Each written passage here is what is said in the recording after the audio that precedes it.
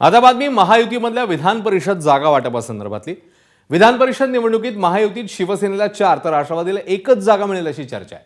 शिवसेना भाजपकडे 6 जागांचा प्रस्ताव ठेवेल अशी माहिती सूत्रांनी दिली आहे। यामध्ये हिंगोली परभणीची जागा शिवसेना लढण्याची शक्यता आहे, तर रायगड रत्नागिरी सिंधुदुर्गची जागा राष्ट्रवादी काँग्रेसच्या वाट्याला जाऊ शकते। ठाणे नाशिक यवतमाळ परभणी हिंगोलीची जागा शिवसेनेला मिळणार असल्याचं म्हटलं जात आहे। मात्र पुण्याच्या जागेवर भाजपचा दावा कायम आहे। याशिवाय राष्ट्रवादी काँग्रेसचाही जागावर दावा कायम आहे। महायुतीच्या फॉर्म्युल्यात बदल होत भाजप 12 शिवसेना 4 राष्ट्रवादी 1 असा फॉर्म्युला झाल्याची माहिती भाजपच्या सूत्रांनी दिली। तर आज किंवा उद्या मुख्यमंत्री आणि दोन्ही उपमुख्यमंत्र्यांची या संदर्भात बैठक होणं अपेक्षित आहे।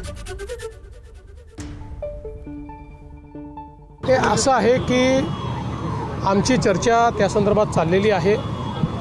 साधारणपणे शिवसेनेसोबत नाशिक आणि संभाजीनगर या 2 जागांवर आमची चर्चा चाललेली आहे।